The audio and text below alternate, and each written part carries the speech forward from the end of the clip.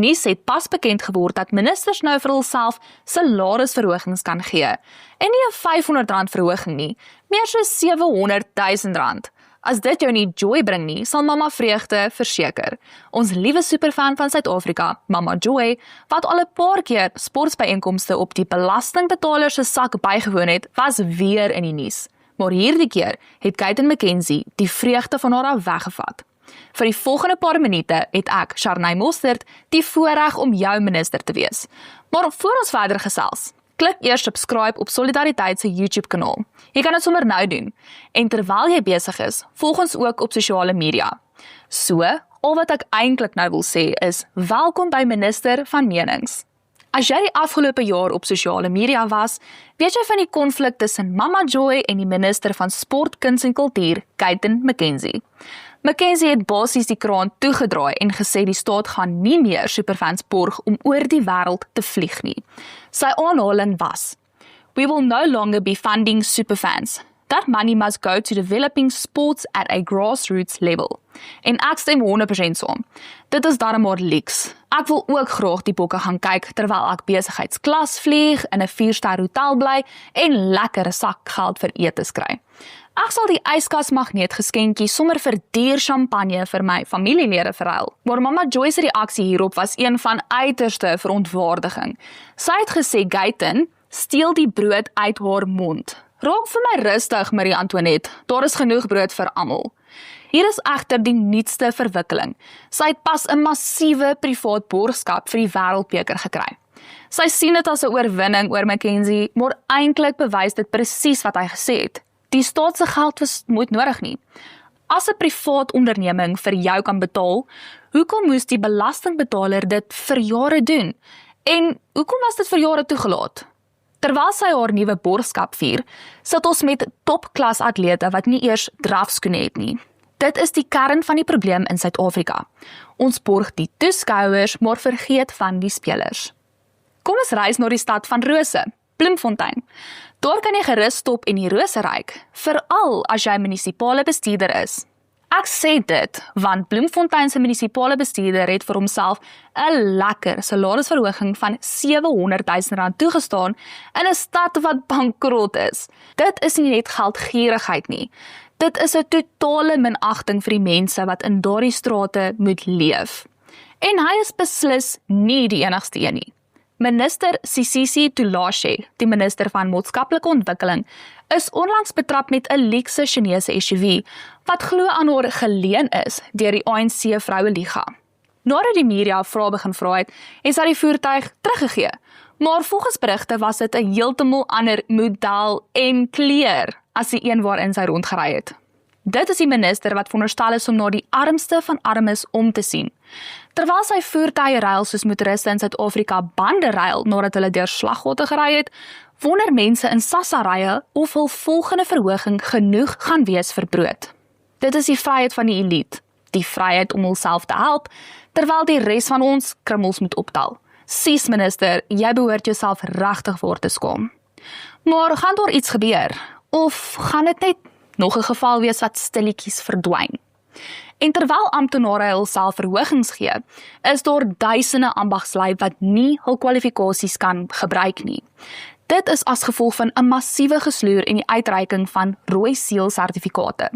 Mense wat al toetse geslaag het, loodgieters, elektriesiëns, meganisie, wag al maande lank vir 'n stuk papier van die staat. Sonder daardie stuk papier, wat eintlik 'n baie waardevolle sertifikaat is jy wetlik nie gekwalifiseerd nie. Jy kan nie as 'n volwaardige ambagspersoon aangestel word nie. Jy bly 'n vakleerling, as jy gelukkig genoeg is om werk te hê. Solidariteit het nou ingetree om die staat te dwing om hierdie rooi seël sertifikate uit te reik. Dit is die ironie van ons ekonomie. Ons het 'n vaardigheidstekort, maar die staat keer aktief dat vaardige mense die arbeidsmark betree, bloot weens hul eie administratiewe onbevoegdheid. Dan is daar Julius Malema. Hy is onlangs gevonnis en AfriForum se reaksie was kort en kragtig. This sentence affirms that politicians are not above the law. Vir te lank was daar 'n kultuur waar politici gedink het, hulle kan sê en doen wat hulle wil sonder gevolge. Hierdie vonnis herinner ons dat die wet nie vir politieke titels buig nie. Robin Lee Marie, ons minister van plaaslike sake, gesels verder hieroor. Ons gunsteling kwaadstoker in sy rooi oorpak is na jare se hofgevegte uiteindelik skuldig bevind en is gevonnis vir 5 jaar agter tralies. En natuurlik is dit alles volgens hom rasisme se skuld. Is dit net ek of sien julle ook 'n patroon raak? Advertensiebreek, as daar gevolge vir jou daar is, bel gerus die jaar 1948 om jou klagte by rasisme se deur te lê. Nadat Malema in 2018 'n vuurwapen by 'n politieke saamtrek afgevuur het, is hy nou uiteindelik skuldig bevind aan die onwettige besit van 'n vuurwapen en die afvuur daarvan in 'n openbare plek. Maar hy sit nie nou in die tronk nie, want hy appeleer teen sy vonnis. Hy is op waarskuwing vrygelaat en sy appel sal in die Hooggeregshof aangehoor word. Tot dan is hy ongelukkig nou 'n vrye man. Julle het almal seker die uitlatings na die verhoor gesien. That was racism speaking. Magistrate Olivier is a racist of note, and she must know that in her sleep, that she's a racist and she's possibly a member of AfriForum. So in plaas daarvan om die hof se uitspraak te respekteer, het Malema ouer gewoonte losgetrek met 'n klomp beledigings, net soos verwag. Hy het nie juis gekom waar hy nou is deur mooi praatjies nie. Hy het die landdros 'n rasis van formaat genoem en die staatsanklaer van wangedrag beskuldig, terwyl die skares buite steeds Kill the Boer gebrul het. Shoot to kill! Kill a man! Shoot to kill! Yakasa!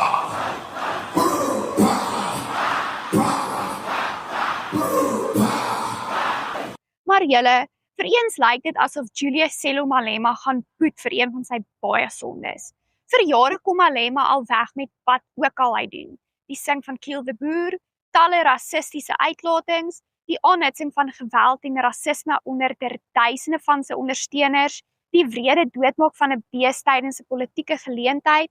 Ek kan aangaan, maar julle kry die idee. As sy appel misluk en hy wel tronk toe gaan, sal dit 'n duidelike boodskap aan almal stuur. Niemand is bo die reg verhewe nie eens die parmantige rooi parlementslid nie. Dankie minister. En gepraat van mense wat amok maak sodra hulle op 'n verhoog kom. Daar was onlangs 'n man wat 'n verhoog bestorm het om hul geliefde Cupcake en Gayton McKenzie te groet. Hy is getakel soos 'n stit in skrimoploftes, maar dit blyk dat hy net wou hallo sê. Daar is een ding wat ons altyd van Suid-Afrikaanse politiek kan verwag, en dit is klas en grasie. Dit sal vir my 'n plesier wees om 'n paar nuwe woorde van hierdie ANC se verklarende woordeboek vir julle te leer. Kom ons kyk na Vryheidsdag. Die ANC definisie, die dag waarop ons kyk hoeveel meer mense ons afhanklik van die staat kan maak sodat hulle vir ons stem. En dan het ons maatskaplike toelaas. Die ANC definisie, 'n klein verhoging wat aangekondig word om die aandag af te lei van die feit dat voedselinflasie mense uitmergel. Die staat wil hê, jy moet dankbaar wees vir 'n paar ekstra rande, terwyl hulle self miljoene uit die stelsel trek deur verhogings en luukse aankope. Dit is nie verligting van armoede nie, nee. Dit is die bestuur van armoede om mag te behou. Dit is die ANC se agenda. Ons sê vir mense, ons gaan julle uit armoede red, maar dan steek ons die geld in ons agtersak weg. Lekker agterbaks, as jy my vra. Ja, dis maklik om te dink ons regering is uniek wanneer hulle een ding sê en presies die teenoorgestelde doen. Ek het al dikwels gedink net die ANC is so agterbaks. Die gras is egter nie altyd groener aan die ander kant nie en 'n skokkende voorbeeld daarvan is Noord-Korea.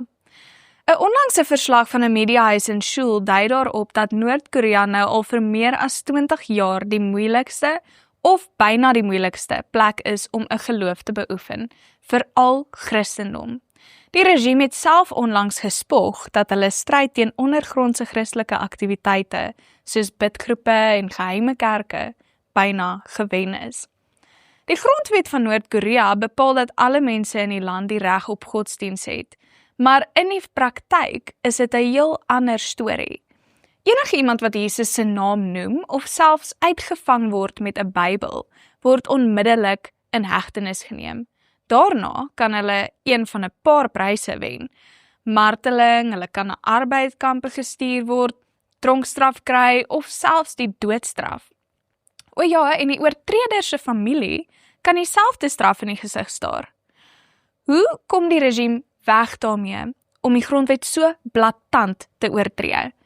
Deur dit stilweg en onder die radar te doen. Hulle is baie versigtig om nie hierdie soort inhegtenisneming in die openbaar te doen nie, want sodra hulle erken dat Christendom bestaan, kan dit nuuskierigheid veroorsaak onder 'n bevolking waar die meeste mense nog nie daarvan gehoor het nie. Maar hoekom word Christene spesifiek geteiken? Eerstens is daar die assosiasie met westerse kultuur natuurlik, en tweedens beskou die Noord-Koreaanse regime geloof as 'n direkte bedreiging vir lojaliteit aan die Kim-familie. As ek dit nou eenvoudig moet stel, in hulle oë is die regering God. Daar kan dus nie 'n ander God wees nie.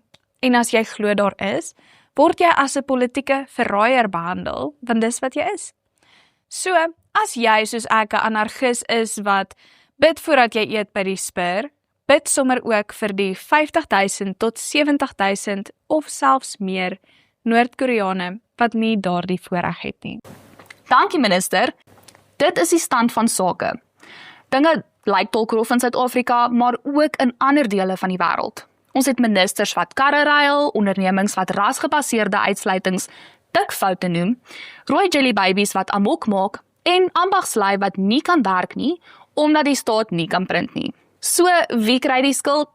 Blykbaar weer Jan. Jong, dit is 'n SASSA-kupon wat nooit opraak nie. Maak seker jy het op Solidariteit se YouTube-kanaal subscribe, want my mening is goud werd. Ek is Shanay Mostert en dit was my mening. Wat is joune? Sien jou by die volgende een.